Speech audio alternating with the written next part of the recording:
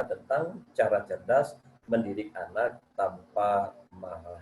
Nah, oleh karena itu, Abi mengucapkan terima kasih nih untuk MC kita, moderator kita yang menemani kita hari ini. Mudah-mudahan juga diberikan kekuatan dan keistiqomahan, khususnya ketika kita yang berada di sini ternyata adalah orang-orang yang sudah berumah tangga, orang-orang yang sudah diberikan keturunan, yang tentunya tidak lepas dari ujian berumah tangga, khususnya dari anak-anak kita. Nah, hingga akhirnya alhamdulillah tepat satu hari yang lalu Abi sudah berada di Palembang. Bagi Anda yang juga orang Palembang, nah, salam dari orang-orang Palembang. Mudah-mudahan di Hijaber Palembang ada nggak ini HMC Bunda? Ada nggak? Di Palembang HMC ada Palembang HMC. ada, insya Allah ada. Tuh Ya, ya, Masya HMC Allah, boleh. Makassar ada, HMC Lombok. Masya Allah, Kami nanti, sudah ada 35 cabang, Ustadz. Masya Pusatnya Allah. ada di Jakarta. Alhamdulillah. Nanti kalau seandainya ingin informasikan KMC Palembang, ada Habib Ari di Palembang, insya Allah Habib bisa hadir, baik dalam kajian Masya online Allah, atau tabarakallah. offline. Karena memang Masya Allah tidak hanya di Jakarta, Bandung, di Surabaya, di Makassar, di mana-mana seorang ibu itu tetap aja mendapatkan ujian. Nah, mudah-mudahan pertemuan kita hari ini, Bunda, minimal nih, tidak ada lagi para hijaber mom, masih ada yang marah-marah dalam mendidik anak, gitu ya, menghadapi kekurangan pasangan. Awal mulanya mungkin kita berpikir kayaknya tema ini tuh tentang anak aja. Oh enggak, Anda salah, Anda keliru ya. Ternyata dari pelatihan yang kita berikan di Indonesia, baik dalam bentuk online ataupun offline, pertemuan kita ini insya Allah mungkin awalnya untuk anak ya, tapi ternyata kita juga bisa cara cerdas mendidik suami tanpa marah. Cara cerdas mendidik mertua tanpa marah. Cara cerdas mendidik murid tanpa marah. Bahkan cara cerdas berorganisasi, membangun majelis taklim tanpa marah. Fenomena yang menarik begini ya Bunda ya. Kita kan di Hijaber Community ini kan sudah sering buat kegiatan, buat pengajian, baik di masa sebelum pandemik dulu, kita juga lebih sering interaksi, ya, sering mendengarkan tausiah, ceramah, tapi aneh ya, ternyata ada orang yang belajar ilmu agama sudah kemana-mana, tapi setelah belajar masih juga marah-marah. Ada juga orang yang udah rajin sholat nih, bahkan berjamaah, tepat waktu, nggak pernah tinggal. Tapi sudah sholat berjamaah, masih juga marah-marah. Bahkan ada yang menarik, ada yang sudah ikutin program baca Al-Quran, menghafal Al-Quran. Namun aneh pun, setelah membaca Al-Quran, masih juga marah-marah. Bahkan udah ada yang rajin sholat tahajud, sholat duha, masih juga marah-marah. Bahkan mungkin setiap tahun, termasuk masa pandemi kemarin, kita berpuasa di bulan Ramadan. 30 hari lamanya mengendalikan diri dan hawa nafsu. Tapi aneh, setelah bulan puasa, masih juga marah-marah. Bahkan kita sudah sering mendengarkan, disampaikan, barang siapa menahan hawa nafsunya, surga ganjarannya. Tapi masih juga marah-marah. Bahkan kemarin kita melakukan latihan untuk para da'i, untuk para ustazah. Ternyata sudah banyak yang belajar ilmu agama, masih juga marah bahkan. Bahkan sudah jadi ustadz, jadi imam sholat, ternyata setelah sholat masih juga marah-marah. Dan yang terakhir kemarin ada jamaah nih yang udah berulang kali berangkat ke Tanah Suci, menunaikan umroh haji, pulang dari Tanah Suci, masih juga marah-marah. Nah, yang kita khawatirkan adalah ternyata kita yang ada di dalam pertemuan Zoom ini sudah sering mendengarkan tausiah agama, tapi masih juga marah-marah. Nah, harapan kita ketemu Abi kan ada hasilnya lah ya. Background saya ini orang psikologi, Bunda. Jadi marah itu kan merupakan bagian dari sikap, dari perilaku, dari akhlak manusia. Ternyata saya berikan dasarnya dulu. Kalau kita ingin memperbaiki tingkat kemarahan manusia, karakter marah seorang manusia, maka Anda tahu dulu apa sih yang membuat orang itu marah, gitu ya. Apa sih membuat orang mengeluarkan perilaku-perilaku marah, gitu ya. Padahal niat saya tuh baik. Kan banyak begitu. Saya tuh marah karena niatnya tuh baik. Nah, contoh, mama tuh marah karena niatnya mama baik. Mama nggak mau, kan, suatu hari nanti di masa depan kamu itu nggak ada lagi ingatin sholat. Betul. Tapi nggak harus juga dengan marah-marah. Nah, ini menarik ya. Ternyata cara mengingatkan anak untuk sholat nggak mesti marah-marah. Ayo, siapa di antara ibu-ibu di sini yang ingatin anaknya sholat masih pakai marah-marah, yang ingatinnya anak mandi masih juga marah-marah. Ayo, siapa di antara bunda yang saat ini ingatin anaknya belajar masih juga marah-marah. Di sini Abi lihat ada Linda Putri, ada Bunda Linda Putri, ada Mams Desi, ada Mas Bunga, ada siapa lagi nih? Ada Moms Lilik, ada Moms Nizam, ada Ilah, ada Fitri, ada Husnul, ada Agustin, Neneng. Oh, ternyata banyak ya. Ini datangnya dari mana aja nih? Dari Malang aja atau dari seluruh Indonesia nih, Bunda? Insya Allah seluruh Indonesia, Ustadz. Oh, Masya Allah Insya ya. Allah. Ternyata kan masih semangat ya. Nah, udah semangat belajar ilmu agama, tapi masih juga marah-marah. Akhirnya kan anak-anak suami kita bisa bingung, Bunda. Suami kita mungkin anak-anak bilang, Mama tuh lagi ngapain sih? Lagi Zoom online belajar ilmu agama. Nah, tapi kenapa udah Zoom online belajar ilmu agama kok masih juga marah-marah? Tuh, kan nanti anak bingung. Ya, mama tuh lagi ngapain sih? Mama lagi pertemuan musyawarah sama hijabers mom di Malang. Ya, karena mama tuh ingin jadi wanita yang soleha. Loh, mama udah sering ketemu katanya hijaber moms. Tapi kenapa kok masih juga marah-marah? Akhirnya nanti kan terdengar kemana-mana, yuk gabung hijabers mom yuk. Ngapain masuk hijabers mom? Ternyata hijabers mom juga masih marah-marah. Nah, jadi Abi mengajak kesepakatan nih untuk hijabers mom di Malang. Setelah pertemuan ini, nggak ada lagi hijabers mom yang marah-marah. Nah, setuju ya Bunda ya? Setuju ya? Nah, oleh karena itu, tentang marah ini Bunda, marah ini dipengaruhi dari informasi yang masuk ke dalam pikiran kita, ke dalam penglihatan kita, di dalam pendengaran kita, perasaan kita, keyakinan kita. Inilah yang menentukan sikap seseorang itu akhirnya marah. Nah, oleh karena itu saya ingin informasikan kalau dalam ilmu psikologi, ini materi tentang keyakinan menentukan sikap. Apa yang kita yakini, maka itulah yang akan tampak. Seperti Rasulullah itu kan dikenal sebagai manusia yang berakhlak Al-Quran ya.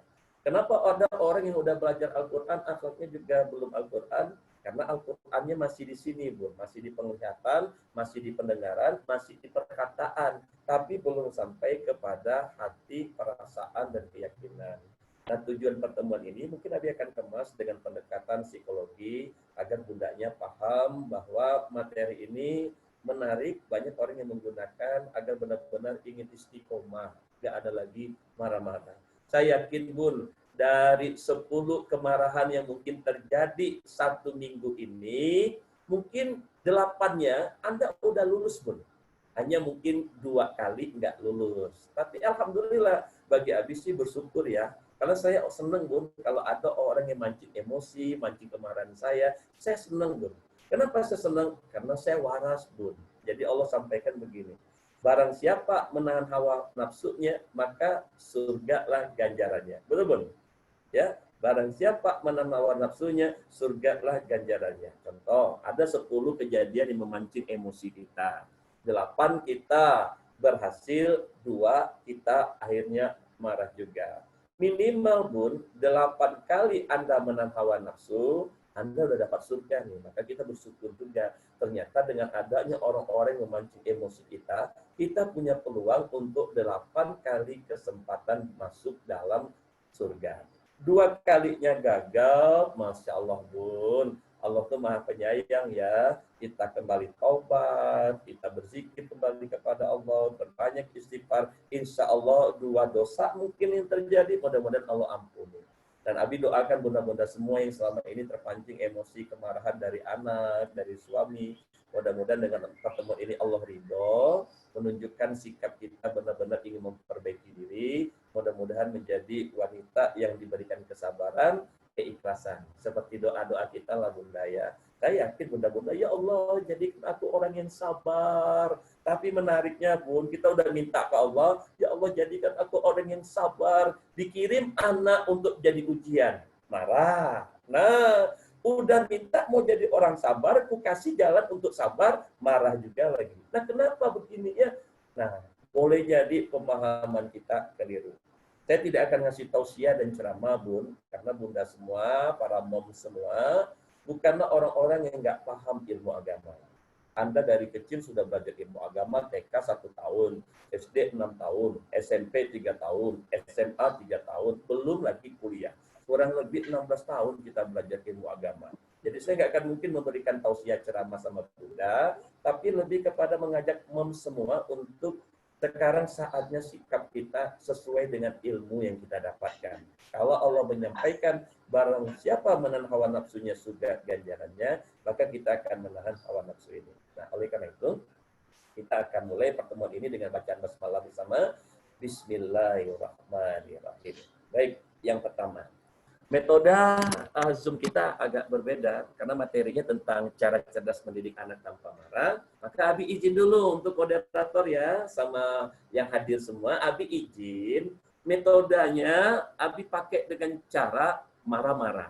Nah, ya perhatikan kan jarang-jarang ya dengar ikutin Zoom yang di Zoom-nya marah-marah aja. Enggak, Bun. Untuk kali ini Abi akan marah-marah, Bun. Mengingat temanya cara cerdas mendidik anak tanpa marah, maka saya gunakan pendekatan psikologi. Ternyata saya menggunakan ekspresi yang mungkin menurut Bunda galak banget sih ustadznya aja bicara tentang hidup tanpa marah. Dianya aja marah-marah. Sengaja, Bun. Ya mumpung kita dalam pertemuan ini ya, kenapa saya harus membawakan metodenya dengan cara marah? Ya gimana mungkin Bunda bisa nahan amarah kalau nggak sering-sering ngadapin orang mancing emosi. Betul nggak? Jadi tingkah saya di depan layar kaca Anda ini akan lebih banyak mengarah kepada sesuatu yang mungkin mancing emosi Anda. Bahkan mancing sakit hati Anda itu. Kan wanita ini ya mudah sakit hati ya, dikit-dikit tersinggung, dikit-dikit tersinggung. Diingatin, tersinggung. Diomongin, tersinggung, dinasehatin, tersinggung. Nah, kemarin kejadian ada moms telepon, jadi dia cerita, Habib Fahri kemarin itu suami saya ngomong begini, sakit hati saya. Akhirnya ketika dia sakit hati, dia lari ke kamar, Bun. Dia kunci dari dalam, berharap suami datang untuk ketok-ketok pintu. Rupanya enggak datang-datang, makin marah, makin sakit hati dia.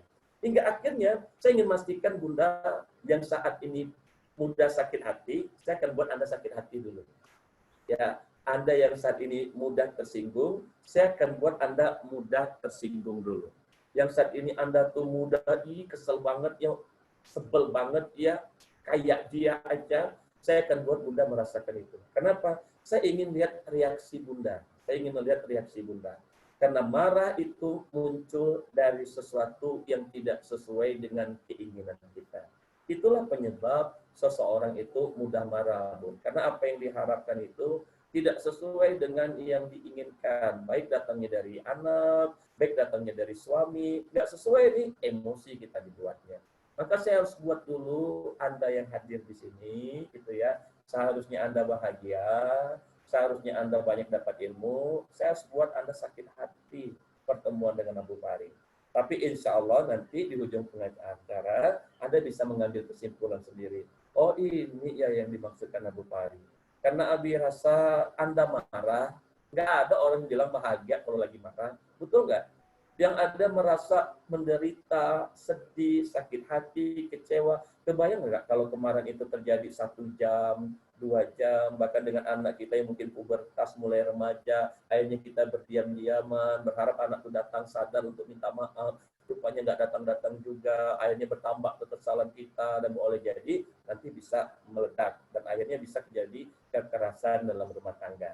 Oh ya, Abi mau tanya, ada nggak di antara mom saat ini yang terasa dalam mendidik anak sudah mulai ada unsur-unsur kekerasan seperti mencubit, ada yang memukul, ada yang kemarin itu mengurung anaknya di kamar mandi, ada yang kemarin membanting anaknya ke tempat tidur, ada juga yang akhirnya itu, Masya Allah ya, kemarin itu terjadi anak itu dilemparkan gitu ya, karena saking kesalnya anak itu dilemparkan.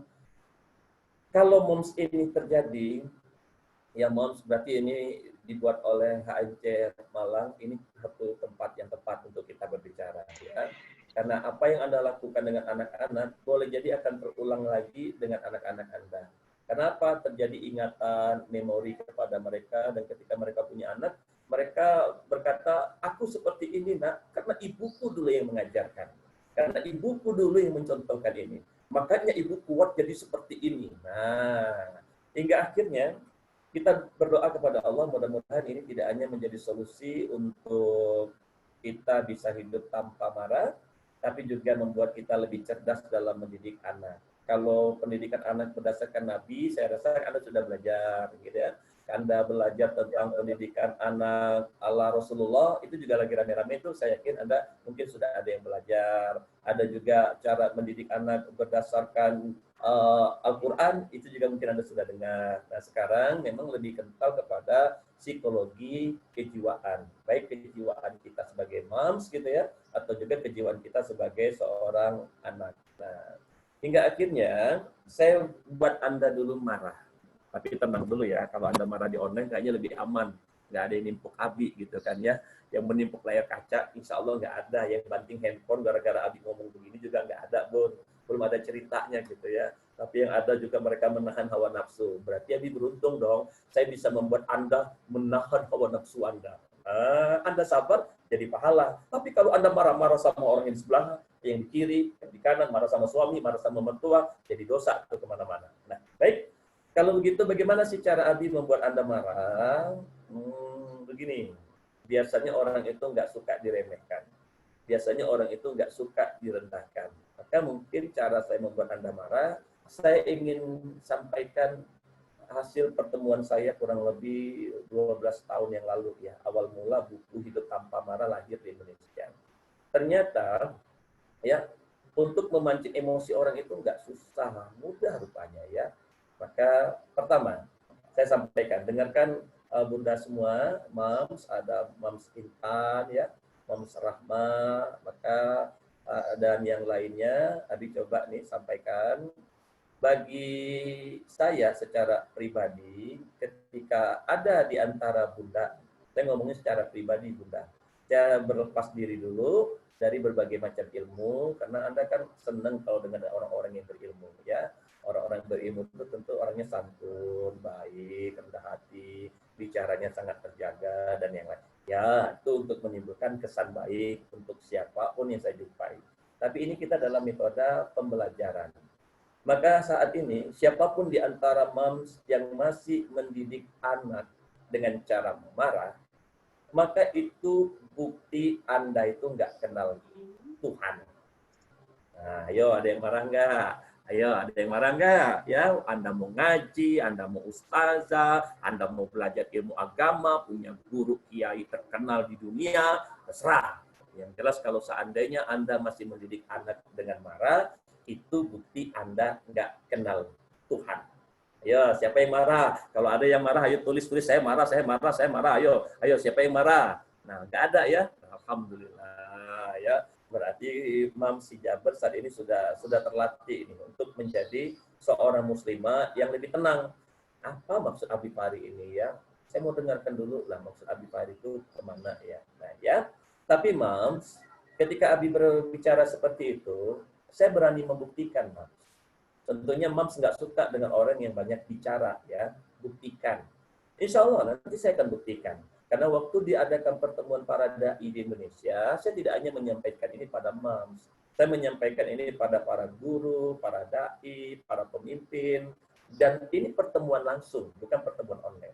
Dan apa yang terjadi saat itu, ternyata ketika saya katakan, sambil saya tunjuk loh, karena manusia itu nggak suka ditunjuk-tunjukkan begitu ya, makanya saya pakai bahasa tubuh juga. Saya buat bahasa yang merendahkan Anda, saya pakai bahasa tubuh yang memponis Anda, seolah-olah saya ini tahu siapa Anda. Karena orang nggak suka ya menghadapi orang-orang yang seperti ini. Justru inilah yang membuat saya beralasan untuk melatih kita semua. Kadang-kadang kita tuh nggak suka dengan sesuatu yang nggak sesuai dengan keinginan hati kita. Tapi udah nggak bisa, Damam. Jangankan kita Nabi aja, nggak bisa men-setting hidup ini yang datang tuh baik-baik aja sesuai keinginan gitu ya. Kita pergi ke teman, harapan teman tuh mengerti, memahami kita. Yang 1, 2, 3 mengerti, yang 3 malah ngomongin kita. Ngomongin kita di belakang. Dengar pula berita tentang bahwa kita diomongin. Bisa sakit hati lagi kita.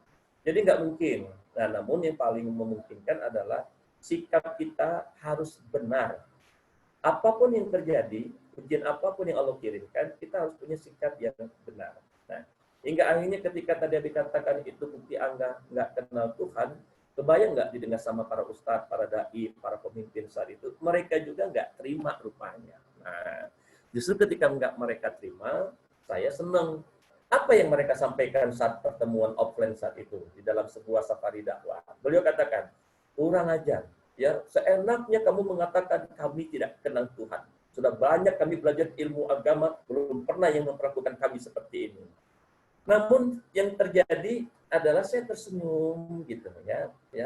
Ternyata perhatikan Mam, saya belum menceritakan materinya, belum sama seperti Imam saat ini. Kan saya belum menjelaskan, betul tidak? Tapi mendengarkan ucapan saya, bahasa tubuh saya, Anda sudah tersakitin langsung, Anda tidak bisa menerima, dan akhirnya Anda emosi. Nah, faktanya yang terjadi adalah saat pertemuan itu, belum Abi menjelaskan materinya, udah marah-marah jamaahnya.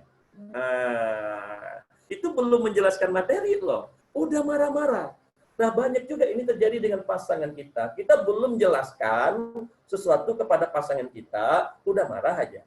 Kita belum jelaskan sesuatu ini dengan lengkap ceritanya, udah marah aja. Karena begitu banyak kemarahan ini muncul dari informasi yang sangat terbatas. Yang dia dengar, yang dia lihat, ya inilah.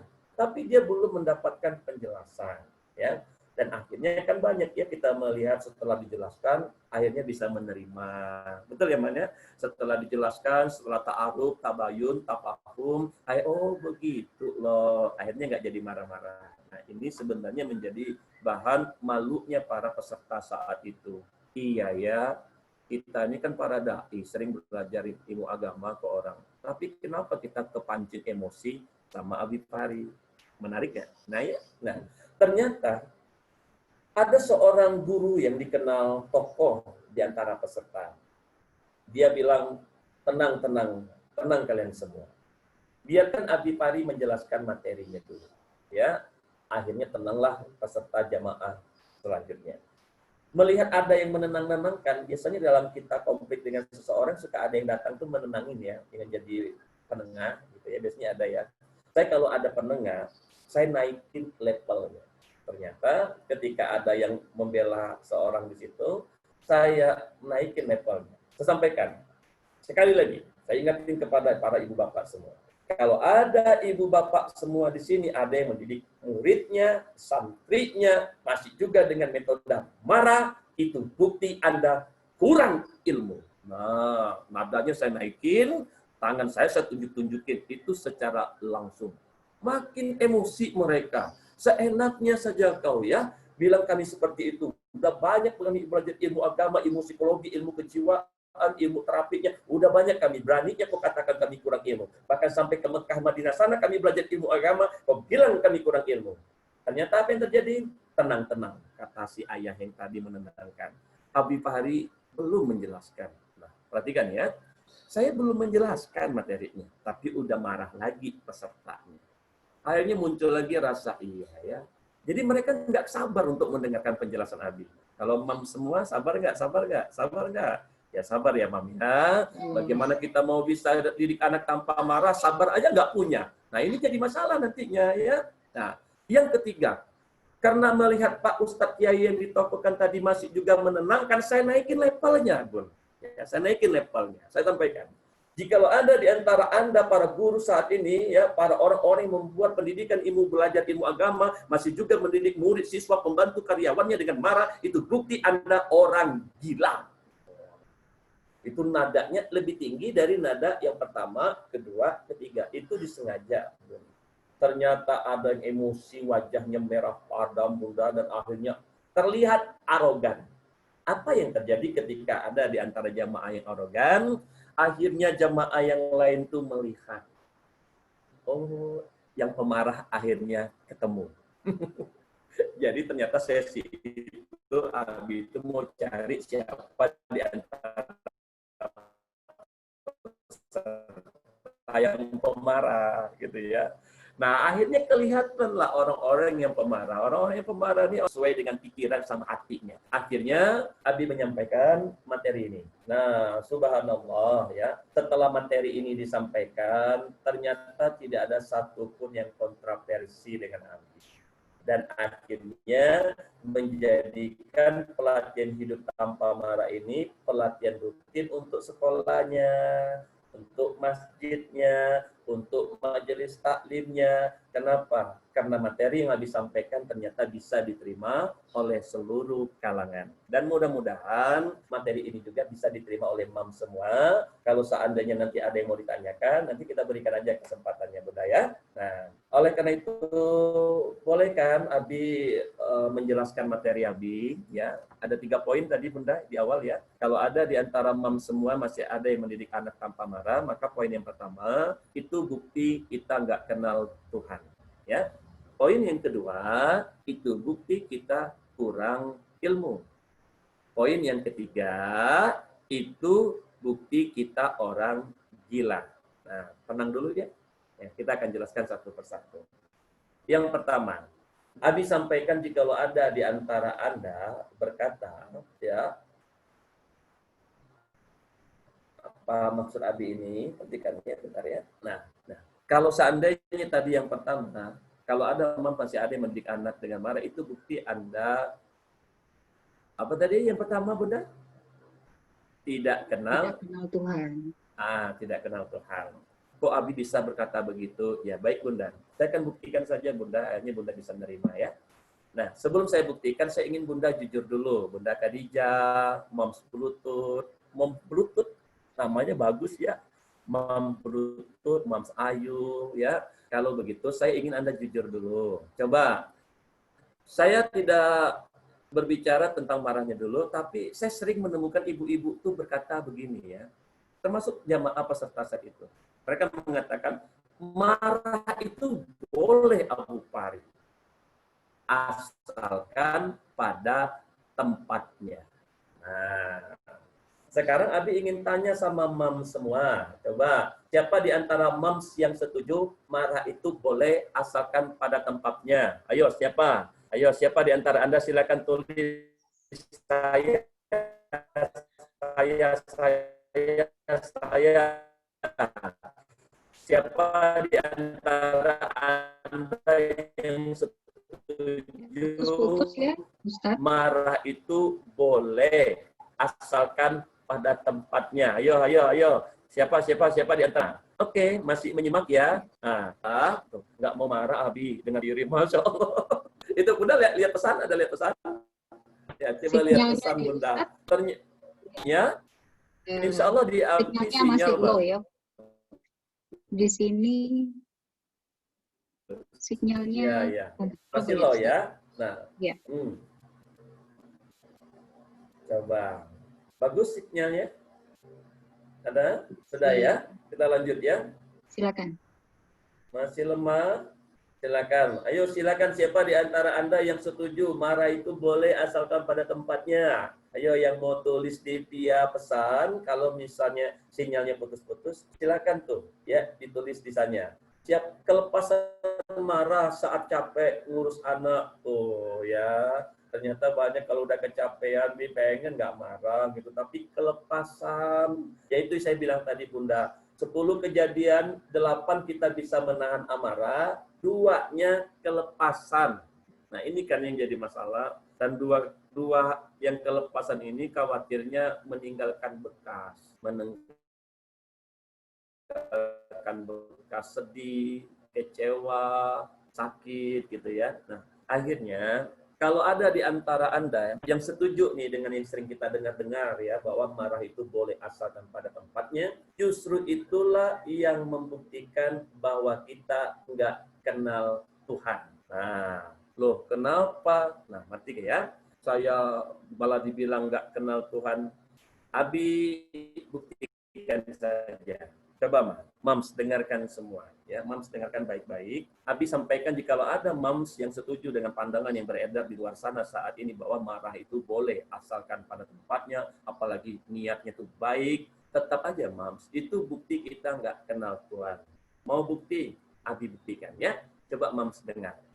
Apa pernah Mams mendengar Allah menyampaikan di dalam Al-Quran, wahai hambaku, sesungguhnya marah itu boleh, asalkan pada tempatnya. Pernah nggak dengar?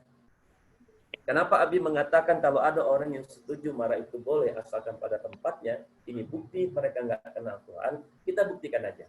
Apa pernah Mams mendengarkan Allah menyampaikan, wahai hambaku, sesungguhnya marah itu boleh asalkan pada tempatnya.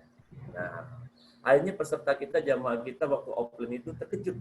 Dia cari tuh ingatan mereka, apa ayat iya, apa ya dalilnya, ya aku pernah dengar.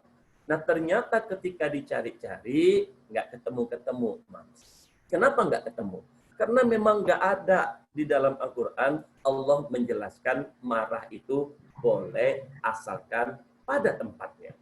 Tapi bagi moms yang lain, peserta yang lain masih penasaran, ntar ya Bu Pari, ntar saya ingat-ingat juga Bu Pari, mungkin pernah ada hadisnya, dalilnya saya pernah dengar. Nah, ternyata saya mau bertanya kembali, apakah mungkin ya, kalau nggak pernah dengar dari Al-Quran, mungkin apakah mungkin Anda pernah mendengarkan Rasulullah, mungkin hadis sebuah hadis, sebelum meninggal dunia, Rasulullah berkata, wahai hambaku, sesungguhnya marah itu boleh, asalkan pada tempatnya. Akhirnya peserta mencari lagi, searching lagi ke Google. Boleh nggak marah asalkan pada tempatnya? Hadis Rasulullah riwayat siapa? Ternyata dicari-cari, Mams, juga nggak ketemu. Ternyata nggak ada satupun hadis Rasulullah yang menjelaskan marah itu boleh asalkan pada tempatnya. Ini yang maksud saya, Kak, bukti.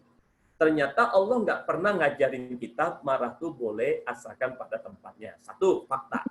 Dua, Rasulullah nggak pernah juga menyampaikan kepada kita marah itu boleh asalkan pada tempatnya. Lalu Abi ingin bertanya kepada peserta, pada moms semua, moms belajar dari mana?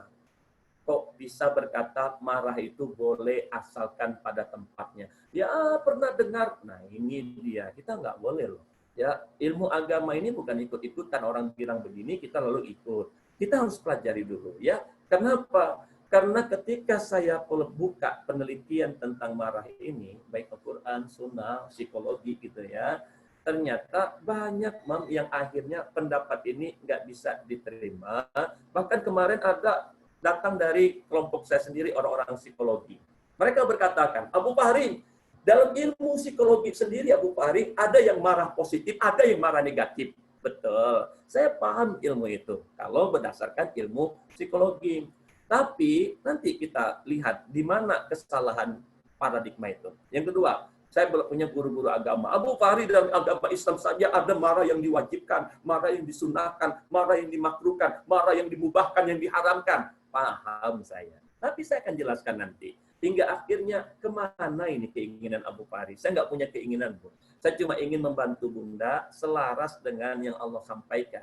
Barang siapa menahan hawa nafsunya, surga ganjarannya. Nah, setelah saya jelaskan ini, masih ada yang berpikir, bentar ya Bu Fahri, nggak semudah itu Anda bisa menyampaikan itu. Saya sudah sering ikut pelatihan parenting.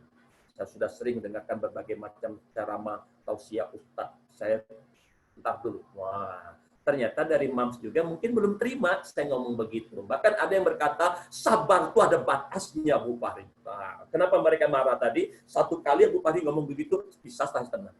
Dua kali Abu Fahri ngomong gitu, saya tiga kali. Ternyata ada juga. Nah, saya mau tanya Mams juga. Mams setuju nggak? Sabar itu ada batasnya. Yo, siapa yang setuju? Tulis. Siapa? Siapa di antara Mam semua? Ayo, Mam Ayu, Mam Yaumi, Mas Bulutuk, Khadijah. Siapa yang setuju? Sabar itu ada batasnya. Ayo tulis tuh. Kan? Alhamdulillah tuh. Yang respon nggak setuju. Ini masih berhubungan, Mam. Ternyata di luar sana saya tuh baik kalau kamu baik. Tapi jangan sekali-sekali. Nah, jadi kita bingung ini tuh. Kok nggak sesuai ya? Kalau ada di antara Anda berkata sabar itu ada batasnya, maka dalam forum itu saya sampaikan itu makin membuktikan Anda nggak kenal Tuhan. Loh, kenapa kamu berkata begitu, Abu Fahri? Saya nggak biarkan agama Allah diinjek-injek. Paham saya.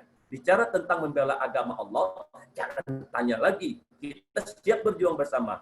Tapi mengenai kebenaran tidak boleh dipungkiri. Setuju nggak, Mams? Ya. Pertama, ketika ada yang berkata sabar itu ada batasnya dan Abi tegasin lagi itu bukti Anda nggak kenal Tuhan. Mau bukti? Saya buktikan.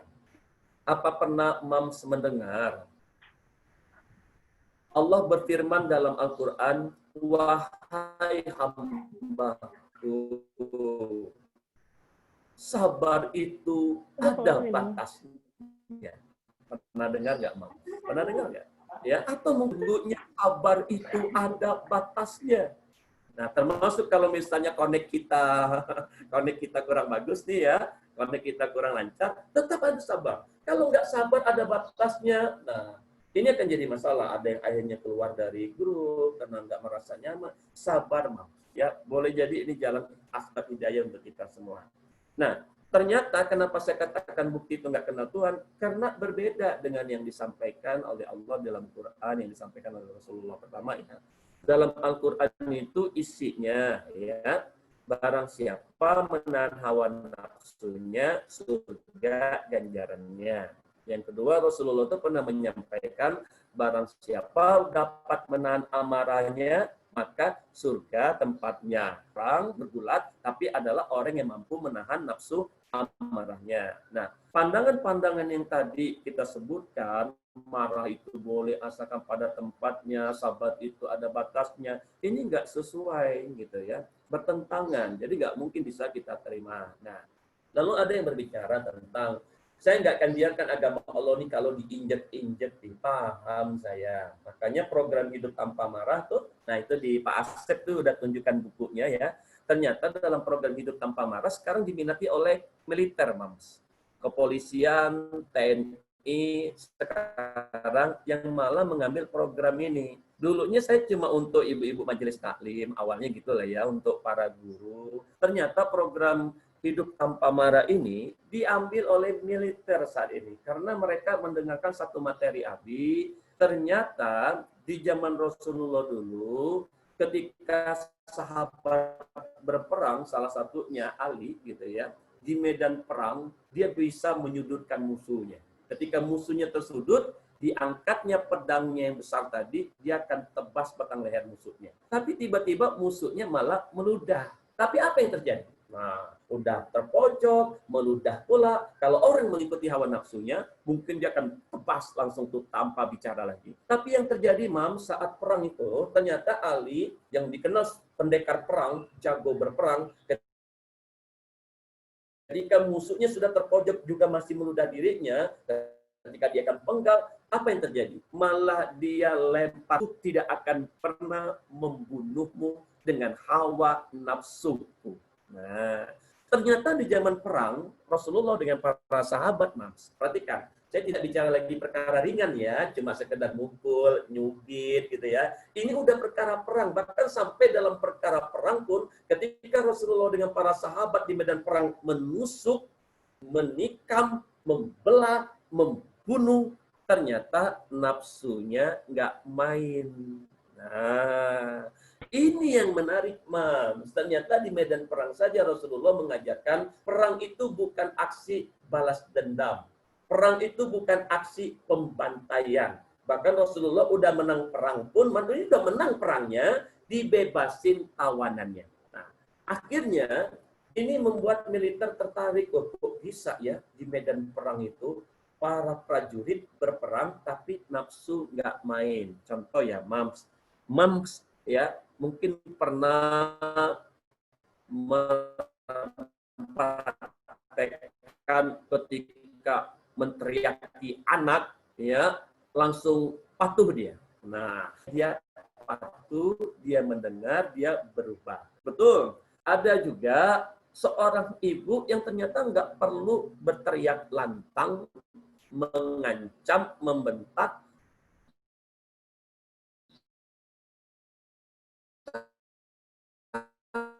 tapi berubah juga anak ibu yang kedua. Ayo, ibu yang pertama atau ibu yang kedua. Ternyata sama-sama berubah. Tapi caranya yang pertama, si anak merasakan terluka, mencaci ibunya galak, nggak asik untuk diajak bicara. Ibu yang kedua ternyata ibuku orangnya penyabar, dia menasihatin aku dengan lemah lembut, dia tetap terus sampaikan walaupun melakukan kesalahan yang sama. Nah, oleh karena itu, Mams, gitu ya, Terserah Anda, mungkin teman-teman saya yang psikologi, mungkin Anda berkata marah itu boleh asalkan pada tempatnya, apakah niatnya baik, terserah. Tapi yang jelas adalah niat baik boleh. Tapi caranya juga harus baik. Kalau kita nggak bisa merubah sesuatu itu dengan mulut kita, dengan tangan kita, maka dengan hati kita. Itu yang jelas ajaran agama Islamnya. Yang kedua, kalau seandainya Anda berkata dalam ilmu psikologi aja ada yang marah positif, marah yang negatif, terserah Mams. Yang penting Mams, bagaimana ketika Anda mengekspresikan kemarahan itu, nafsu Andanya nggak main. Letaknya di sini. Ya. Ekspresi boleh garang, tapi hati tetap tenang. Nah, bisa nggak Mams? Ayo, ayo Mam ya. Saya ulangi. Ekspresi Mams boleh garang sama anak, tapi hati tetap tenang. Nah, rupanya ini kuncinya. Jadi ketika ada orang, terserah Anda mau bilang ya dalam agama Islam itu ada marah yang diwajibkan, makruhkan, sunnahkan, mubahkan. Enggak apa-apa, Mam. Terserah, Mam. Yang penting saat Anda mengekspresikannya, ini enggak main. Nafsu enggak main. Nah, bisa enggak? Misalnya, Mams tuh waktu mencubit, kan ada orang tua suka cubit ya kan? Ini enggak main, Mam. Hatinya enggak main.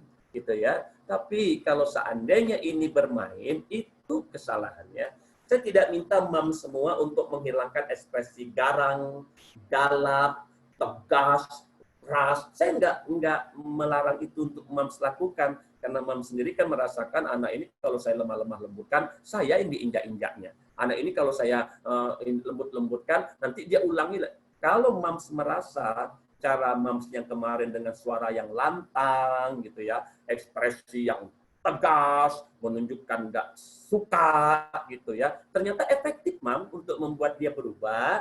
Mams terus lanjutkan, lakukan itu. Yang dihilangkan ininya, nafsu yang bergejolak tadi, kemarahan yang berkecambuk tadi, ininya yang dihilangkan. Nah, itu baru Hijabers Moms Community. Jadi kita boleh tegas sama orang, kita boleh tetap sampaikan kebenaran, tapi ini tak boleh main. Nah, kebayang nggak Moms ya, kita ngingatin orang, tapi hati sakit. Gimana boro-boro kita mau membuat orang baik, Mam, kita aja nggak bisa membantu diri kita sendiri. Coba ya, ngingatin orang baik, tapi mengikuti hawa nafsunya yang buruk. Betul nggak? Ya, perhatikan. Ngingatin orangnya baik, tapi yang mengikuti nafsunya yang salah. Oleh karena itu, Mam, yang salahnya aja, yang Mam buang sekarang, Mam, silakan mengekspresikan dengan berbagai macam cara. Tapi Mam, hati, hawa nafsu tak boleh lagi diikuti. Setuju nggak? Setuju nggak? Ayo, setuju nggak? Nah, baru orang percaya kita ini ibu-ibu pengajian. Masa udah pengajian masih marah-marah? Akhirnya nak, kita sampaikan. Mama nggak marah, Mama tegaskan ini. Mama sudah belajar pelatihan cara cerdas mendidik anak tanpa marah. Mama sudah ikuti pelatihan bagaimana mendidik anak. Nah, saat ini Mama tegaskan, Mama nggak suka apa yang kamu lakukan. Dan Mama tidak salah baik di mata manusia, apalagi di mata Tuhan. Jadi anak itu merasakan, wah ini baru tegas. Gitu kan ya. Mama tuh nggak salah, karena memang Mama menyampaikan itu, hawa nafsu Mama tuh nggak main. Nah, oleh karena itu Bunda, yuk, satu hari ini, ada yang marah nggak dengan anaknya? Ya, ayo, siapa yang marah dengan anaknya hari ini? Ayo, siapa? Siapa yang hari ini sempat terpancing emosi dengan anaknya? Ayo tulis siapa? Saya. Ayo siapa? Siapa yang satu hari ini sempat marah? Belum, Bi. Wah, Masya Allah. Saya. Alhamdulillah belum marah-marah. Belum ya, nanti sore kayaknya. Nanti malam saya ya. Nah, intinya Masya Allah Bunda, gitu kan ya. Apa nggak capek, Bun? Saya punya anak 6, usia saya 37 tahun. Bayangin, saya punya anak 6, semua homeschooling. Dan saya sangat senang kalau anak saya mancing emosi. Kenapa? Karena saya paham.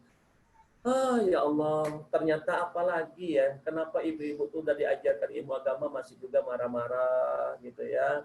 Nah, rupanya Bun, banyak Bun, nanti kita akan bahas satu-satu ya. Kita lanjutkan lagi materi yang kedua. Yang kedua Bun, saya sampaikan, Jika ada di antara bunda masih ada yang mendidik anaknya dengan marah, itu bukti Anda kurang ilmu. Enggak, Bu Fahri, saya sering ikut pelatihan online dan offline. Saya sering ikut pelatihan parenting seminar dari dokter ini, dokter Aisyah, apalagi itu tokoh-tokoh parenting. Saya sudah ikut, Bu Fahri. Wah, paham saya. Ini bukan masalah Anda sering ikut-ikut belajar ilmu agama. Masalahnya diamalin nggak, dipraktekin nggak, yang itu ya. Tapi sebelum itu ternyata ada yang saya temukan itu dia merasa ilmunya udah banyak. Ternyata ketika saya jelasin ini Bun, iya ya ilmu kita nggak seberapa rupanya. Nah ini dia ya. Saya sampaikan kepada Bunda sebagai bukti aja omongan saya. Saya ingin omongan saya ini bisa dipegang. Kalau ada di antara Bunda, ada yang masih mendidik anak dengan marah. Itu bukti Anda kurang ilmu. Mau bukti? Saya buktikan ya. Saya buktikan dengan contoh. Ada seorang ayah nih, seorang ayah. Dia didik anaknya dengan marah, maupun selesai masalahnya. Nah, ya, pernah menemukan kejadian itu atau dialami sendiri? Kita didik anak kita dengan marah, selesai masalahnya. Tapi ada juga ayah yang kedua, dia nggak didik anaknya dengan marah, selesai juga masalahnya. Bunda pilih yang mana? Ayah yang pertama atau ayah yang kedua? Ayah yang pertama atau ayah yang kedua? Ayo, siapa? Ayo, jawab. Ayah. Nah, ya. Ayah yang kedua. Baik. Apa sih yang membedakan dengan ayah yang pertama dengan ayah yang kedua? Di sini Anda akan paham omongan saya. Ternyata ayah yang pertama ini ya, nak, ayah udah ingatkan berulang kali, nak. Tapi kau tak sadar juga. Wah, ditaboknya anaknya. Nah, tuh kan Abu Fahri. Dia patuh, dia berubah. Lihat aja. Awas kalau dia berani ngulang lagi kesalahannya. Habis dia buat. Ada loh orang tua yang saya temukan gini, dia ancam anaknya, dia pukul anaknya. Memang anaknya itu berubah. Betul, Bu. Memang anak itu patuh akhirnya, nurut akhirnya, tapi tetap saja apa yang dilakukan ayah ini kepada anaknya tetap saja diminta pertanggungjawabannya. Betul?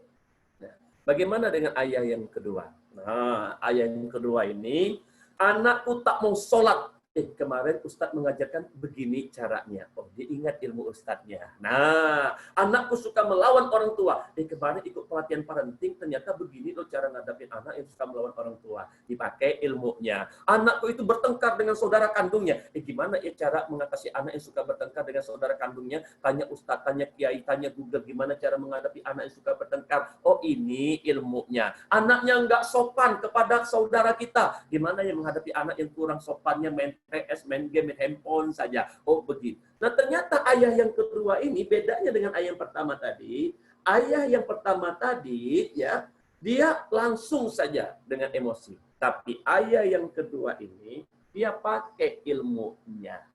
Nah, moms kan sudah sering bikin kegiatan ya. Abi rasa udah banyak ilmu parenting yang sudah didapatkan. Betul? Nah, sekarang Abi cek lagi ya. Pernah belajar ilmu tentang psikologi anak, solusi, dan permasalahannya. Sudah pernah belajar belum? Udah pernah belajar nggak tentang the power of influence? Cara menaklukkan anak. Udah pernah belajar belum? Udah pernah belajar nggak cara pendidikan anak berdasarkan usia perkembangan 1-3 tahun, 3 tahun, 10 tahun, 10 tahun, 20 tahun, sampai tutup usianya? Udah pernah belajar belum? Bunda udah pernah belajar nggak tentang personal branding for kids? Living question. Pernah belajar nggak ilmu itu? Pernah belajar nggak, Bun? Pernah belajar nggak? Nah, kan ya, ada yang pernah, ada yang belum. Tuh, belum pernah, Ustaz. Nah, berarti ini bukti, Bunda. Ternyata kita kurang ilmu. Contoh yang paling sederhana saja. Ada nggak anak Bunda yang saat ini suka minta-minta uang jajan kalau teman kita lagi datang ke rumah? Ada yang suka minta begitu nggak? Ya, ada orang tua dikasihnya anaknya, tapi dalam hatinya, awas kamu nanti ya kalau tamu pulang. Ada yang seperti itu, ya. Atau mungkin ada di antara Anda yang punya anak suka tantruman gitu ya, suka meronta-ronta, teriak-teriak, lempar-lempar gitu ya. Tapi karena ada teman, nggak enak gitu kan ya, akhirnya ya udahlah nak, nih, yang penting dia diam aja dulu. Tapi ketika tamunya pulang, dihajarnya anaknya. Akhirnya anak-anak malah belajar sesuatu yang baru. Contoh, Seperti ibu tadi ya, waktu ada temannya anaknya bertingkah, ya udahlah, inilah pergilah ke sana dulu. Ternyata setelah tamu pulang, dihajarnya anaknya. Akhirnya sang anak belajar ilmu balas dendam. Pertama kali yang dipelajari anak ketika orang tua ternyata di depan orang lain dia baik-baik, lemah lembut, ternyata ketika nggak ada tamu dia cubit anaknya, dia pukul anaknya. Akhirnya anak belajar muka dua. Oh, nggak hanya belajar balas dendam, Bung. Ternyata belajar tentang muka dua. Ibuku tuh muka dua, kalau di depan orang lembut-lembut dia. Tapi kalau orang udah pulang, habis aku dicubit-cubitnya. Oh, ayo, siapa di antara mam saat ini yang ketika di teman-teman baik gitu ya, ketika udah pulang galaknya minta ampun. Nah, ya. Namun ya Masya Allah, Mam, gitu saya yakin Anda juga bersikap seperti itu, nggak ada niat buruk buat anak-anak. Karena sebenarnya ingin berikan yang terbaik buat anak. Tapi mungkin karena kita kurang ilmu, kan permasalahan anak di rumah itu kan beda-beda. Ada di antara Anda permasalahan dengan anak itu, anak susah diminta untuk sholat. Anda kan yang begitu. Kalau Anda ilmunya, Anda bisa nyelesain. Tapi kalau nggak ada ilmunya, Anda akan bermasalah. Capek tiap hari. Nah, udah jam berapa ini nak bangun sholat? Oh, diucapkan nak bangun, nak sholat. Nak bangun, nak bangun-bangun juga. Emosi dibuatnya. Tapi bagi yang sudah punya ilmunya seperti pelatihan yang saya buat itu, oh gini ya cara menghadapi anak yang susah sholat. Nah, ada ilmunya, Bunda. Yang kedua, anak yang saat ini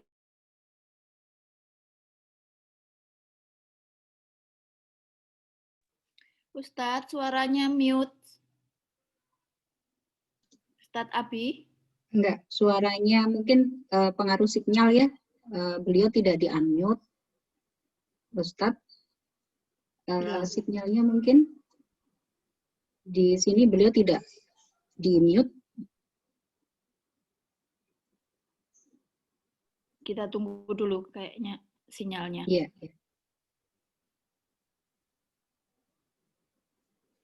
Assalamualaikum Ustadz.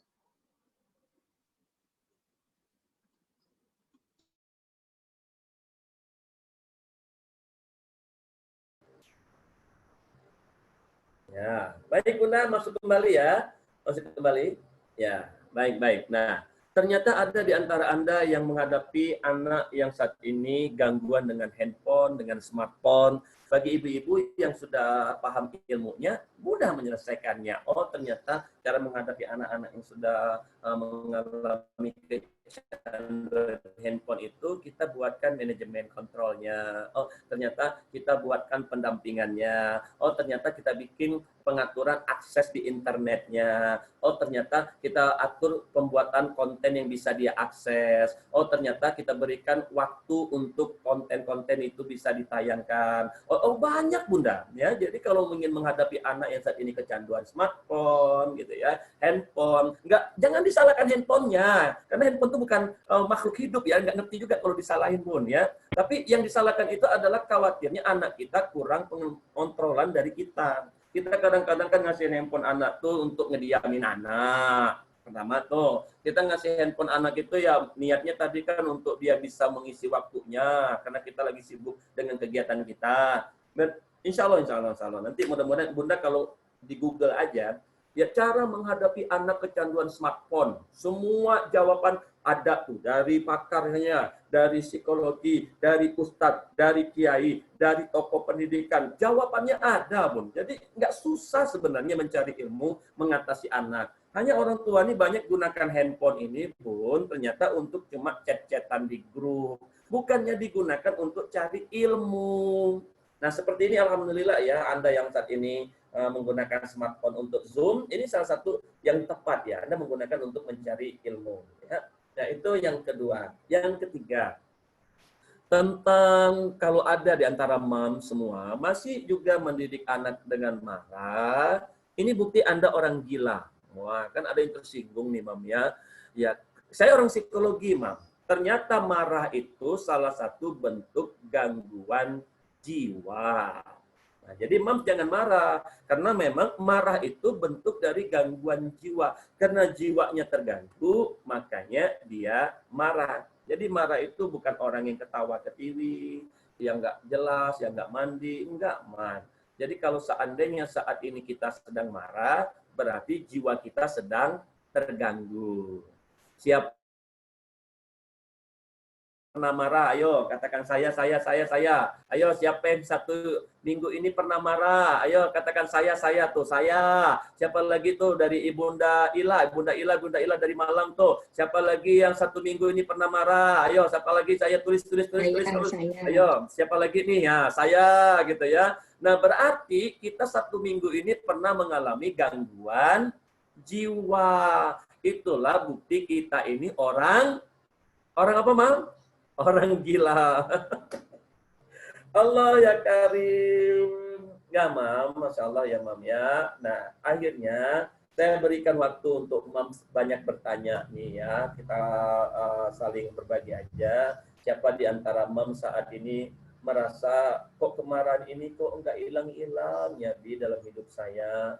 Yang saya khawatirkan itu adalah saya sebenarnya marahnya ke suami, tapi kenanya ke anak. Saya tadi marahnya itu karena tadi waktu saya kerja ternyata imbasnya ke anak. Akhirnya itu saya khawatir saya ini jelek di hadapan anak. Karena kemarin ada kejadian ibunya meninggal dunia, ya. Lalu ditanya sama anaknya, apa yang kau ingat dari ibumu? Ibuku pemarah. Nah, aduh, Masya Allah, Mams, gitu ya. Nah, akhirnya Mams, gitu ya. Menurut Mams semua, ya, saat ini, ada nggak sih manfaatnya Mams itu marah-marah di rumah, gitu ya. Masalah juga nggak selesai, image kita juga jelek, napas kita juga jadi susah, kena serangan jantung, akhirnya kita mati dalam keadaan marah, dan akhirnya apa? Tidak ada cerita-cerita indah yang bisa diceritakan anak-anak kita. Nah, hari ini Abi ingin mengajak Mams semua. Mams boleh ekspresinya tegas, silakan Mams. Mams mengekspresinya garang untuk meyakinkan ketidaksukaan kita, boleh Mams. Tapi jangan main emosinya. Nah, ini Mams. Nah, bagaimana caranya? Nah, nanti mungkin bisa offline ya. Kalau nanti ingin mendapatkan pelatihannya, tipsnya, caranya bisa, Mams. Dan Masya Allah, Bunda siapa namanya? Moderator kita ini? Siapa namanya? Nizam Yasmaini, Ustaz. Panggilnya Bunda Nizam. Mam Nizam. Mams Mizan. Iya. Mams. Abi mau tanya nih. Mam masih punya suami? Masih punya suami enggak? Masih. Ya. Masih. Udah siap jadi janda belum? Ya, udah siap jadi Belum. Nah, ini bermasalah. Jadi gimana? Coba Mams ya. Jujur Ustaz belum. Ya. Nah, bagi yang sudah nih bilang sudah, saya masih siap, sudah. Abi udah banyak kejadian, Mam. Pulang dari pengajian, langsung ke rumah, ada tenda kuning. Tuh, bendera kuning. Rupanya suami kecelakaan. Nah, Abi udah diangkat dari tahun 2006 sebagai bapak janda di Indonesia. Bahkan saat ini komunitas yang kalau lagi ramai di Bandung ya, di Bandung itu komunitas yang tetap aktif pengajiannya itu online ataupun offline, salah satunya komunitas Khadijah. Ini komunitas para single parent gitu ya. Kalau ada nggak di antara moms yang single parent saat ini? Ada nggak ya? Ada nggak yang single parents ya? Yang nggak mudah loh jadi single parents. Bahkan kalau ada single parents yang mau cari kerja, Mam, bisa konsultasi ke Abi. Single parents yang mau nikah lagi, bisa konsultasi dengan Abi. Atau moms yang saat ini mau dipoligami, bisa konsultasi sama Abi. Gimana ya cara menaklukkan suami agar dia tidak berpikir poligami? Ada, Mam, ilmunya. Nggak mesti marah-marah. Ini baru dengar aja udah marah, pikiran udah kemana-mana, sakitnya sudah semakin terasa. Padahal nggak jadi juga poligaminya, Mam. Tapi sakit menderitanya udah dirasa berhari-hari, berminggu-minggu. Nah, Abi doakan, Mams, ya. Selesaikan masalah tuh nggak mesti harus pakai marah-marah. Ada ilmunya. Cuma kalau nggak ada ilmunya, kita bingung. Itu yang terjadi. Gitu. Akhirnya pakai cara yang lama lagi kan dengan anak itu. Nah, hingga akhirnya Mams, ya, Abi doakan Mams jadi muslimah yang kuat, muslimah yang tangguh, muslimah yang memang sesuai dengan apa yang dipelajari. Insya Allah Mams bisa. Karena yang lain juga bisa lihat di testimoni pelatihan saya itu, oh iya ya ternyata kita bisa ya. Nah, apalagi Bunda kalau Bunda ini pernah belajar ilmu bela diri, apalagi atlet bela diri. Penelitian saya itu wanita yang pernah belajar ilmu bela diri ternyata lebih mudah mempraktekkan ilmu ini, nggak butuh waktu lama, Mam. Nah, makanya militer itu senang program cara cerdas mendidik anak tanpa marah, termasuk tuh cara berperang tanpa marah. Kenapa? Karena memang ini berhubungan dengan kemampuan bela diri. Ternyata, Mams pernah bela diri nggak? Mams, ayo, pernah bela diri nggak? Pernah ada atlet karate nggak di sini? Taekwondo, silat gitu ya. Ada atlet nggak? Ada atlet nggak di sini? Ayo, ada atlet bela diri nggak? Ya, karena boleh jadi Anda suka main pukul itu karena Anda ini atlet bela diri kayaknya ya. Ya, boleh jadi nih Ayu suka cubit-cubit, mungkin ada jurus mencubit ya yang diajarkan oleh gurunya, akhirnya Anda praktekkan ke anak-anak. Oh, cara menghadapi anak nggak mau dengar kita, jurus mencubit. Kurang lebih begitu ya. Nah, tapi baiklah Mams ya, Mams boleh cerita, Mams boleh bertanya dengan Abi gitu ya tentang permasalahan marah, baik terhadap anak gitu ya khususnya, ya, baik terhadap pasangan ataupun terhadap diri sendiri. Kadang-kadang kita merasa kitanya yang salah, enggak boleh juga terlalu seperti itu. Kita cari saja, kita pengen hidup kita lurus gitu ya, sikap kepada anak kita pengen nggak salah gitu di mata Allah, bukan lagi di mata manusia ya. Kalau di mata manusia kan ada pertengkaran kita dengan mertua karena beda cara mendidik anak dengan orang tua dulu dengan yang sekarang. Nah itu kalau pakai cara didik berdasarkan sudut pandang orang, kelemahannya itu Tapi kalau sudut pandang Allah dalam mendidik anak, sudut pandang Nabi, insya Allah tidak akan khawatir kita kalau diminta pertanggungjawaban dunia dan akhirat. Nah, baik, Mam, silakan. Saya kembalikan lagi ke moderator kita. Ya, terima kasih Abi atas pemaparannya luar biasa sekali. Insya Allah berkah, manfaat, maslahah untuk kami para moms ya, khususnya dari Hijabers Mom Community Malang. Baik, untuk acara selanjutnya kita masuk ke sesi tanya jawab ya Abi. Di sini sudah ada pertanyaan di kolom chat Zoom dari Mam Eki Kusuma Hapsari. Assalamualaikum Ustaz. Izin bertanya, bagaimanakah terapi yang tepat atau terapi zikir dan pikir bagi seseorang untuk menyembuhkan luka batin inner child-nya sebagai akibat dari masa pendidikan usia dini yang dibesarkan oleh orang tua yang suka atau sering marah-marah, baik marah pada tempatnya ataupun tidak pada tempatnya. Tadi sudah dijelaskan ya bahwa di Al-Quran tidak ada marah pada tempatnya ya Ustaz. Dan ketika orang tua tidak menjadi support system yang baik bagi perkembangan mental anak karena kebiasaan marah-marahnya, sehingga berakibat mental dan nalar anaknya terblokir atau tersumbat atau bahkan menciptakan dendam kepada orang tuanya. Itu jawabannya banyak, Bunda. Tapi Abi akan jawab juga secara keseluruhan terjawab. Nah, perhatikan ini, Bunda. Yang Abi dapatkan pertanyaan ini nggak sekali, ya, bahkan hampir di tingkat nasional pertanyaan seperti ini, baik yang secara dari secara pendidikannya ataupun secara terapinya, solusinya yang diberikan dan yang lainnya. Karena background saya psikologi, biasanya saya menawarkan dua solusi. Mau kita selesaikan ini berdasarkan ilmu psikologi, atau mau kita pakai berdasarkan Al-Quran dan Sunnah, kan begitu ya. Saya mencoba untuk membantu ibunda semua.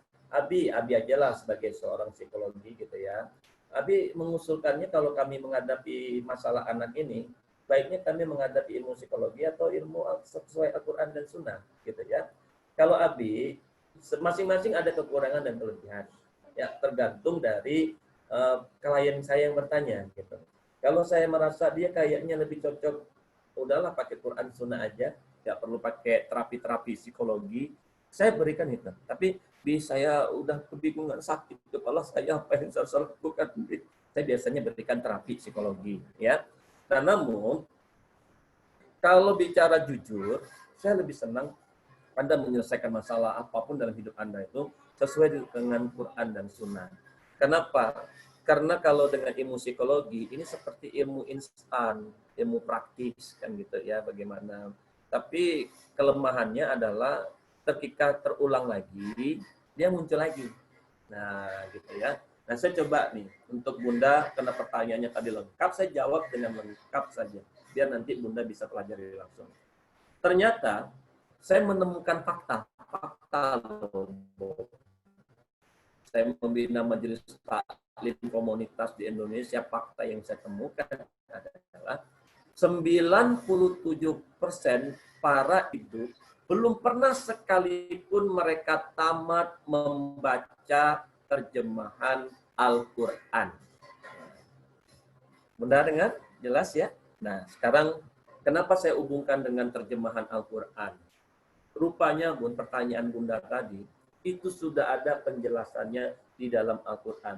Termasuk permasalahan-permasalahan yang mendukung kejadian-kejadian yang membuat Anda tuh terpancing emosi, marah, menghadapi seseorang, semua lengkap di situ. Maka Abi mencoba menjawab pertanyaan ini, biar Bunda tidak hanya terjawab pertanyaan Bunda tadi, tapi bagaimana Bunda bisa menemukan jawaban dari berbagai macam permasalahan Bunda yang saat ini belum selesai. Belum selesai masalah yang satu, datang lagi masalah yang lain. Nah, sekarang coba jujur dulu ya, jujur dulu. Ini kita lebih akrab. Coba jujur. Siapa di antara Bunda yang sampai saat ini seumur hidup belum pernah tamat membaca terjemahan Al-Quran? Ayo, ayo di forum chat katakan saya.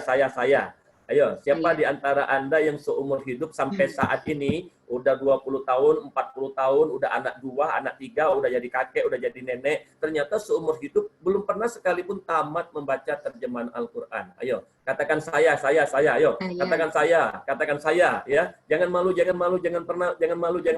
Sudah pernah Ustaz, alhamdulillah saya. Nah, perhatikan Bunda, ya. Saya berbicara lebih terus terang. Ada nggak permasalahan Anda dengan suami saat ini yang kayaknya belum sevisi misi, belum sejalan, gitu ya? Padahal saya sudah berusaha untuk sabar, bahkan kami itu pernah sampai sempat renggang, ini bersatu kembali, gitu ya. Karena boleh jadi ada pemikiran-pemikiran nggak sejalan dengan pasangan. Dan ada juga pikiran kita ini nggak sejalan dengan teman, tempat kerja, gitu ya, keluarga, sahabat, saudara. Kenapa? Karena sumbernya beda-beda. Yang ada satu belajarnya dari kitab ini, yang satu belajarnya dari buku ini, yang satu belajarnya dari menurut ahli ini, yang satu menurut itu. Tapi pernah kita bertanya langsung ke Allah? Contoh aja, Bunda, menurut Bunda nih ya, ini akibat karena kita nggak pernah nanya langsung permasalahan hidup kita tuh ke Allah, Bunda. Kita nanyanya suka konsultasinya ke ustadz, ke dai, ke guru, tapi nggak pernah ke Allah gitu, Bunda.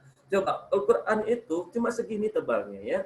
Ya, Anda sudah selesai belajar dengan guru Anda di TK, SD, SMP, SMA, kuliah, bahkan beberapa waktu ini ada ustadz-ustadz baru yang Anda senang, lalu Anda belajar sama dia, dan akhirnya Anda menyelesaikan. Tapi Anda pernah selesai nggak belajar sama Allah? Anda pernah selesai nggak untuk mendengarkan apa-apa aja yang telah Allah sampaikan dengan kita? Saya khawatirnya Anda nggak pernah selesai hubungan Anda dengan Allah itu nggak pernah tuntas. Nah, gimana kita bisa menghadapi masalah ini ya? Ternyata kita dengan Allah aja nggak pernah selesai. Contoh aja Bunda, tentang anak aja ya. Tadi saya bahas tentang ilmu marah, ternyata nggak ada di dalam Quran. Anak itu, menurut Bunda semua nih, menurut mom semua nih ya, anak yang Allah berikan kepada kita, yang Allah titipkan kepada kita, untuk menyenangkan atau untuk menyusahkan? Ayo Mams. Menurut Mams bagaimana? Anak yang Allah titipkan kepada kita, yang Allah berikan kepada kita ini untuk menyenangkan atau untuk menyusahkan? Menyenangkan. Nah, untuk menyenangkan. Pertanyaan Abi, siapa yang bilang? Ayo. Siapa yang ngajarin? Ayo. Ayo, Ustadz siapa? Ayo. Pondok pesantren mana Anda belajar? Anak untuk menyenangkan. Ayo jawab. Ayo. Ya Ustadz siapa yang ngajarkan? Pernah dengar Bi yang Qurrata Ayun itu doa. Ya Allah jadikan anakku sebagai penyenang hati. Tapi saya ingin tahu Anda belajar anak itu untuk menyenangkan. Siapa yang ngajarin? Nah ini pun kalau kita salah paham bisa gagal dalam menghadapi masalah nggak nantinya? Ternyata Allah nggak pernah ngajarin kita dalam Al-Quran, wahai hambaku, sesungguhnya anak itu untuk menyenangkan. Nggak ada. Oh, Kaget, iya juga ya, cari-cari, coba searching di Google anak itu untuk ayat tentang anak untuk menyenangkan, tidak ada. Atau tanya Rasulullah, ada nggak dalil hadis Rasulullah anak tuh untuk menyenangkan? Coba cari, nggak ada. Kenapa? Karena memang nggak ada. Lalu kan dari mana muncul di pikiran kita, dalam lisan kita, anak tuh untuk menyenangkan? Ya wajar dong Abu Fahri, kami ingin anak itu untuk menyenangkan. 9 bulan kami mengandungnya Abu Fahri. Makan tak enak, tidur tak nyenyak. Berjalan pun kami tak normal Abu Fahri. Ketika melahirkannya, kami harus mempertaruhkan nyawa Abu Fahri. Dia kalau normal, sesar 15 juta. Lahir dia, aku belikan popoknya. Ku TK-kan dia, ku SD-kan, ku SMP-kan, ku SMA-kan, ku kuliahkan Abu Fahri. Ku nikahkan anakku. Wajar aku ingin anak itu untuk. Ini bukan masalah wajar atau tidak wajar, Bunda. Masalahnya siapa yang ngajarin. Nah, ini ya, kan ya. Contoh ya. Ternyata Bunda, kalau kita pelajari Al-Qur'an, enggak ada Allah bilang anak itu menyenangkan. Nah, yang ada dalam Quran itu apa? Anak itu ujian. Anak itu cobaan. Di antara anakmu ada yang menjadi musuh. Di antara anakmu ada yang menyiksa. Di antara mereka ada yang mengazab. 5 ini yang saya temukan. Nah, tidak ada yang berisi tentang menyenangkan. Mau bukti, sok searching ke Google nih, searching ke Google ya. Ya, anak itu dalilnya apa? Ya, ternyata muncul tuh deretan dari surat yang berbeda, ayat yang berbeda. Iya ya, anak itu jadi ujian kata Allah. Anak itu cobaan. Anak itu ada yang menjadi musuh kita, ada yang menyiksa kita. Nah, ini tentang ilmu psikologi. Coba, apa efeknya kita berpikir anak itu untuk menyenangkan? Faktanya, anak itu nyusahin kita. Seperti ini saat ini kita lagi online gitu ya. Lagi online nih, lagi asik-asik. Tiba-tiba ada anak yang bertengkar. Oh, bertengkar gitu ya. Kalau kita pahamnya anak itu untuk menyenangkan, apa yang terjadi? Ya, kita merasa terganggu, akhirnya bisa marah kita. Tapi ternyata kalau sesuai dengan Allah, ternyata Allah sampaikan anak itu jadi ujian. Anak itu jadi cobaan. Pulang ke rumah, anak ternyata bertengkar. Ya memang Allah bilang begitu. Kata Allah anak itu jadi ujian. Kata Allah anak itu jadi cobaan. Iya, kata Allah ada yang jadi musuh. Bahkan ada yang menyiksa. Oh kalau begitu wajar. Nah, yang Abi maksudkan adalah kalau Bunda ngomong langsung sama Allah, Bunda ngomong sama Abi, Abi Fahri, menurut Abi bagaimana? Saya jawab kan begitu ya. Nah sekarang coba biasakan tanya sama Allah, ya Allah, kenapa anak ini kerasa betul ya Allah, jadi ujian dan cobaan. Allah jawab, oh ternyata memang aku menciptakan dan memberikan anak padamu semata-mata jadi ujian dan cobaan. Agar apa? Agar ku tahu kok ibu yang soleha atau tidak. Kalau kau ibu yang soleha, aku masukin ke surga. Kalau kau ibu yang suka marah-marah, aku masukkan ke neraka. Nah, akhirnya pun ya. Nah, kalau seandainya kita belum pernah tamat baca terjemahan Al-Quran, akhirnya Bunda sulit menjawab pertanyaan tadi. Iya ya, aku dengar. Jadi akhirnya jawaban kita itu lebih kepada ya aku dengar, pernah dengar. Kemarin tuh tak salah pernah dengar ini. Nah itu dia. Maka oleh karena itu Bunda semua, ya, untuk jawaban Bunda tadi, Bun, mungkin Abi ingin berikan hadiah, ya. Pertanyaan Bunda banyak, tapi karena pertanyaan Bunda banyak lah, Abi ingin berikan hadiah nih. Bunda niatin aja, Bun. 1 bulan ini hatam terjemahan Al-Quran. Insya Allah pertanyaan Bunda tadi nggak perlu Bunda tanya kemana-mana. Jawabannya nanti ketemu sendiri Bunda. Dan yang memberikan jawabannya nggak kerasa lagi dari Ustadz gitu ya, tapi kerasanya dari Allah langsung. Saya khawatirnya hubungan Bunda tuh lebih hangat dengan suami, tapi gimana hubungan Bunda dengan Allah? Hangat nggak? Saya yakin Bunda kalau saya minta ceritakan hubungan dengan orang tua, Bunda bisa cerita. Tapi coba Bunda cerita, bisa nggak Bunda cerita hubungan Bunda dengan Allah saat ini? Coba cerita. Gimana perasaan Bunda saat ini dengan Allah? Apa yang Bunda rasakan? Bunda kan ketemu Abu Fahri mungkin kurang lebih 1 jaman lebih ya. Kalau selesai acara Zoom ini mungkin minimal masih ingat lah apa yang Abu Fahri sampaikan. Bunda kan baru sholat zuhur tadi. Coba cerita ke Abi. Gimana tadi pertemuan dengan Allah di waktu zuhur? Coba cerita. Apa yang dirasakan? Kalau orang yang tidak terkonek langsung hubungannya dengan Allah, maka ketika menghadapi anak tuh, Bun, kerasa sendiri, Bun. Berharap suami mengerti, tapi tak kunjung-kunjung mengerti. Berharap orang tua paham, tapi tak kunjung-kunjung paham. Berharap anak-anak itu sadar, tapi tak kunjung-kunjung sadar. Karena kita sendiri nggak punya hubungan yang bagus dengan yang memberikan suami, orang tua, dan anak-anak. Kalau Bunda punya hubungan yang bagus dengan Allah, insya Allah dengan sendirinya tuh Bun, apa susahnya bagi Allah. Nah, dikasih ilmu tuh. Dikasih petunjuk sama Allah. Dikasih hidayah sama Allah. Nah, untuk lebih detailnya, tadi itu, ini kan pertanyaan Bunda tuh rata-rata di Indonesia itu umum. Kalau Bunda bertanya tentang anak yang ini, anak yang A, anak B, C, D, Abi nggak sempat menjelaskan waktu yang singkat ini, Bunda nanti tanya ke Google ya. Tanya ke Google, Bun. Misalnya nih, bahkan ada anak Anda yang mengalami gangguan psikologi, gangguan mental, gangguan psikoterapi, misalnya butuh dan semua jawaban kalau Abi lihat pertanyaan seluruh jamaah nggak ada yang nggak bisa dijawab oleh Google itu. Khususnya dalam pendidikan anak dengan ilmu psikologi, ilmu agama, dengan pendekatan, perkembangan usia, dan yang lainnya. Semua tuh ada, Bun. Nah, tinggal Bunda paham handphone ini, handphone, Bun, ya, perhatikan, tidak hanya untuk memudahkan komunikasi dengan teman. Tapi handphone ini juga merupakan salah satu yang bisa membantu solusi permasalahan kita. Nah, Bunda harus sering diingatkan, ingat handphone. Ya, kalau selama ini kita dilatihkan wajibnya ingat Allah, ingat Allah, ingat Allah. Ternyata ketika Bunda ingin ingat Allah, terbatas nih keilmuannya. Nah, tanya di sini ya, gimana cara menghadapi anak berdasarkan apa yang Allah inginkan. Muncul dah, Bun. Habis sampai-sampai ibu-ibu setelah acara ini, Mams, awalnya tadi banyak yang konsultasi, Mams, akhirnya nggak ada yang konsultasi sama Abi. Apa yang beliau bilang? Udah ketemu kok jawabannya sendiri, Allah yang bilang. Alhamdulillah Bu Pari udah ketemu kok, ternyata lebih banyak pilihannya, lebih banyak cara-caranya Bu Pari. Wah, insya Allah, Mam.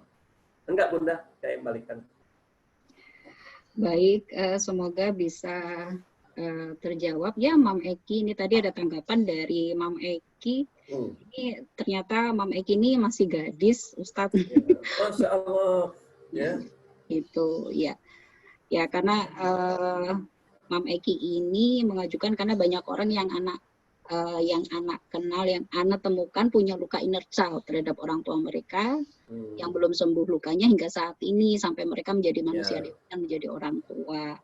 Sampai sekarang ada kawan yang masih dendam hingga ingin membunuh orang tuanya.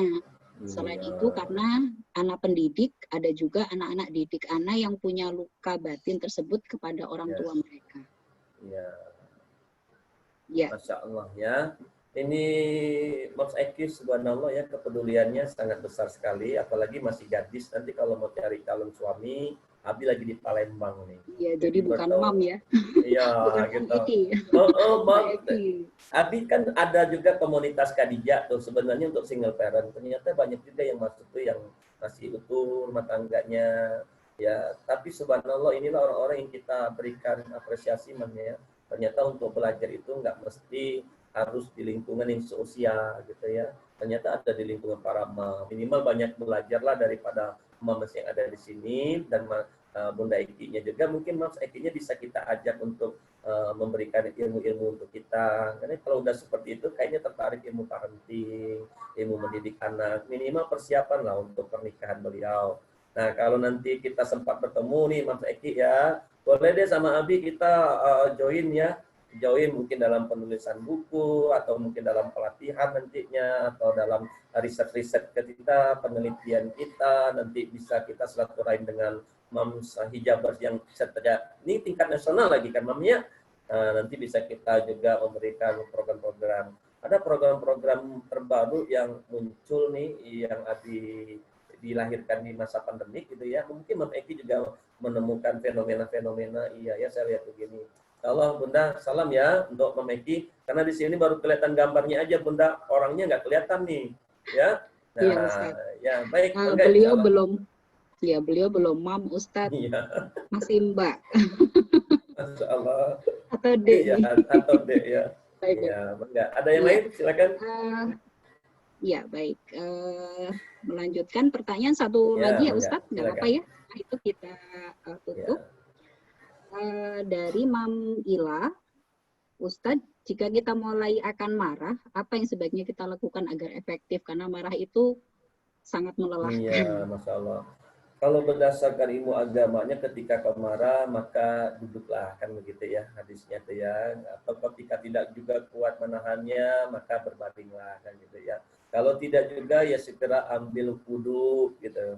Kalau enggak juga, ya maka banyak taus, ya taus ya. Ketika dalam kondisi marah, ternyata adab-adabnya pun sudah Allah ajarkan melalui Rasulullah. Oh, mulai begitu ya, mulai dari kita diam, mulai dari kita ambil wudhu, kita taus, kita berbaring sampai kita terlentang. Dan itu sebenarnya kalau dikaji ilmu psikologi, itu sebenarnya menurunkan energi negatif, gitu ya. Nah, namun tips dari Abi, gitu ya. Tadi pagi Abi baru memberikan kajian, temanya itu tentang senang dengan masalah. Ayo Bunda gimana? Senang nggak dengan masalah? Ya, ya. Jadi kalau tips secara ilmu agamanya dari Abi, gimana nih untuk menghadapi ini seperti ini? Maka Anda harus senang dengan masalah. Kalau kita senang dengan sesuatu, bawaannya apapun, enjoy, santai, ya, relax, ya bisa lebih tenang. Tapi kalau orang nggak suka masalah, bawaannya panik, gelisah, emosian, naik darah. Nah, oleh karena itu, kan Abi sampaikan di awal beberapa menit pertemuan kita, Abi itu senang kalau ada orang yang mancing emosi. Nah, gimana Bunda-Bunda senang nggak dengan orang yang mancing emosi? Ya Bunda Nizam, senang nggak ya dengan orang yang suka memancing emosi? Nah, kalau kita nggak, maka kalau dalam pelatihan offline ya, maka Abi memberikan terapinya gimana? Coba deh minta sama orang-orang yang suka mancing emosi kita. Minta mereka ketika selesai sholat subuh, pancing dong emosiku. Nah, selesai kita sholat zuhur, pancing dong emosiku. Asar, pancing dong emosiku. Sampai satu hari, satu minggu ini Bun, kalau Anda ingin benar-benar mendapatkan yang nyata ya, minta aja orang-orang yang selama ini suka mancing emosi Anda untuk melakukannya setiap kali ketemu. Nah, apa yang terjadi? Akhirnya dampaknya dua-duanya. Yang tadi terpancing emosi sudah terbiasa kayaknya, udah biasa, gitu kan ya. Dan orang yang suka mancing emosi, akhirnya kecapean Bung. Aku mancing emosi kamu nggak ada gunanya, capek kamu udah biasa aja gitu kan ya. Nah ternyata terapi-terapi, jangan Anda alergi dengan masalah, jangan sensitif dengan masalah, jangan takut dengan masalah, jangan khawatir dengan masalah, jangan lari dari masalah, jangan sembunyikan masalah, jangan dramatisir masalah. Tapi Bun, tanya Allah ini, ya Allah sebenarnya masalah ini gimana sih? Allah bilang apa coba? Setiap kesulitan, setiap masalah, pasti ada jalan keluarnya. Oh, jadi enak nanya Allah. Iya ya, kata Allah ini apapun masalahku ada jalan keluar. Itu yang jawab Allah. Nah, ternyata Allah tegaskan lagi, setiap ujian Allah berikan berdasarkan kemampuan. Oh iya ya, ternyata ujian ini teh aku mampu kok. Nah, ini Abi maksud tadi Bunda ya. Bunda, Mam semua, Abi karena ilmu agama ini tuh banyak, Moms. Ya, Moms mau belajar dari ustadz manapun bisa beragam-ragam. Abi mah seneng dengan ijabers Moms ini ya, karena banyak akses untuk belajar. Tapi yang Abi titip untuk pertemuan dengan Abi ini, inilah nasihat Abi Moms ya, karena Abi melakukan riset. Jadi penelitian Abi tentang orang yang belajar ilmu agama dengan cara begini, hasilnya begini Bunda. Tapi ketika ada orang yang belajar ilmu agama begini, caranya begini. Maka tips Abi, Moms tamatkanlah, selesaikanlah komunikasi Moms dengan Allah itu dulu. Ya Moms ya. Dengan cara apa? Moms tamatkan baca terjemahan Al-Quran itu Moms. Hatamkan. Insya Allah nanti ketika Moms menapati ujian, apa yang Moms lakukan insya Allah sudah sesuai dengan Al-Quran. Jadi suami pun tidak sulit untuk menerima. Teman kita nggak sulit untuk menerima. Sahabat kita juga nggak sulit untuk menerima. Karena kita mengambil keputusan bukan lagi berdasarkan nafsu kita, bukan lagi berdasarkan menurut seseorang, gitu ya. Tapi memang yang Allah ajarkan demikian adanya. Nah, mudah-mudahan Moms gitu ya. Ketika nanti Moms ingin tips-tips yang lain, saya ada buku tuh Moms dari Pak Asep tuh ya. Ada buku Cara Cerdas Mendidik Anak Tanpa Marah. dirangkum dalam buku besar secara umum yang berjudul Hidup Tanpa Marah. Insya Allah, Mom. Di sana Anda akan menemukan jawaban-jawaban yang Anda cari-cari, karena itu isinya kumpulan seluruh tips dan cara menghadapi kemarahan.